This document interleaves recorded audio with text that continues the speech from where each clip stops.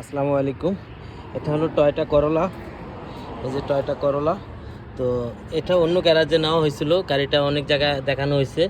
আপনার cylinder 1 number cylinder এটা কাজ করে না, তো যেই কারণে আপনার এটা প্লাগগুলো নতুন লাগাইছে, কয়েল চেঞ্জ করছে, সব কিছু করার পরে আমার এখানে নিয়ে আসছে। তো স্ক্যানার করে দেখলাম যে আমি 1 নাম্বার সিলিন্ডার কাজ করে না। তারপরে আমি লাইভ ডাটাতে যাই চেক করে দেখলাম 1 নাম্বার সিলিন্ডার কাজ করে না, কিন্তু ইঞ্জেক্টরে কারেন্ট আসে, প্লাগে কারেন্ট আসে, প্লাগও ঠিক আছে, কয়েলও ঠিক আছে, সব কিছু ঠিক আছে।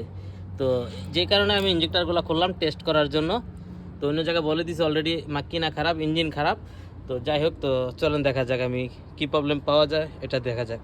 এটা দেখেন, আমি 4টা ইঞ্জেক্টর খুলে এখানে প্রথমত আমি এখানে দিয়ে কেমিক্যাল দিয়ে এটা ক্লিন করলাম। 4টা ইঞ্জেক্টর ক্লিন করার পর এখন আমি এই যে এটা এখানে দেখেন স্টার্ট করে মেশিন।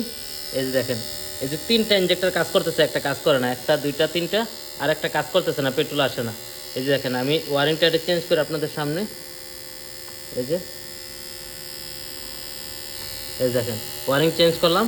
এই যে একটা দুইটা তিনটা কাজ করতেছে, এটা কাজ করে না। মূলত প্রবলেম ছিল ইঞ্জেক্টরের।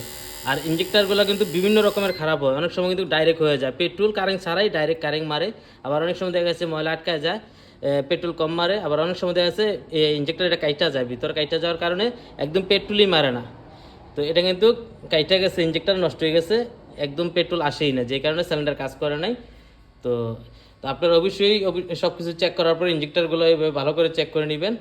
তো আজকের ভিডিও এই পর্যন্তই। ইনশাল্লাহ ভালো থাকবেন, পরবর্তীতে ইনশাল্লাহ ভালো কিছু নিয়ে আসবো ইনশাল্লাহ। ওকে, আসসালামু আলাইকুম, বাই বাই।